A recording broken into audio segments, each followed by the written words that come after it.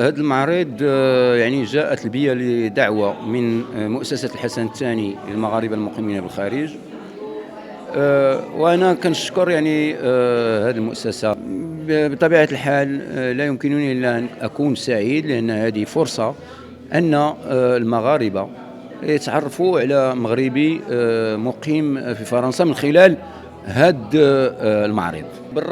بالرغم من أنني لم أعش طويلا في مسقط الرأس قرية المعازيز. يعني أنا عشت 4 سنوات، والأب ديالي كان مضطرا أن ينتقل إلى مدينة القنيطرة. على كل حال، يعني رغم هذه السنوات القصيرة لدي ارتباط بهذا البلد، لأنه عندي ذكريات قوية وعميقة مع هذه القرية هذه. وصراحة هي ماشي المرة الأولى، يعني أنا أستحضر هذه القرية حتى في بعض الكتابات، لأن الذكريات ديال الطفولة كتبقى ديما راسخة، وكتكون ديما قوية وعميقة.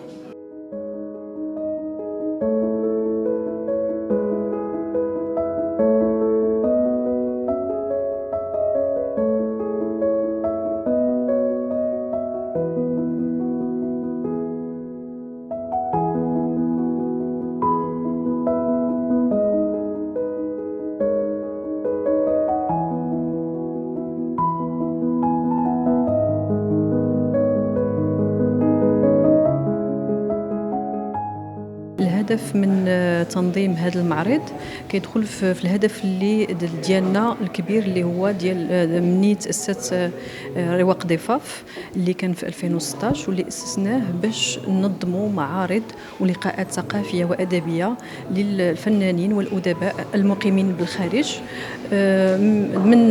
منذ 2016 إلى يومنا هذا نظمنا مجموعة من المعارض للفنانين مغاربة مقيمين بالخارج، مقيمين في فرنسا، مقيمين في بلجيكا، في إسبانيا، في هولندا، في الولايات المتحدة الأمريكية، في الإمارات العربية المتحدة. والهدف ديالنا هو نمكنوهم من أنهم يعرضوا في البلد الأم في دون دي كونديسيون كونفونابل، باش نعرفوا بالفن ديالهم وبالابداع ديالهم هنا في المغرب.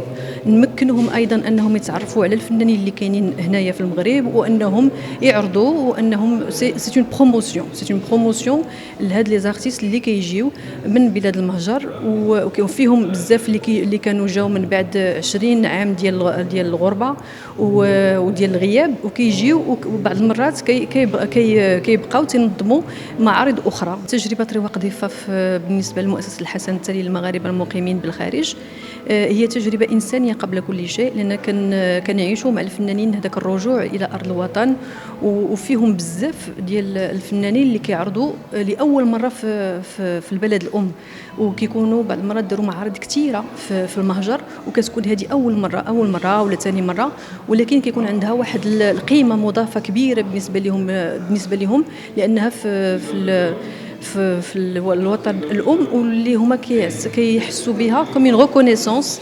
لهذاك المسار ديالهم، وكيكون عندها واحد القيمه مختلفه. هذه تجربه رائعه بكل المقاييس، لاننا كنعيشوا هذه الاكسبيريونس، وهذا كيف ما قلت لك هذه تجربه انسانيه قبل كل شيء.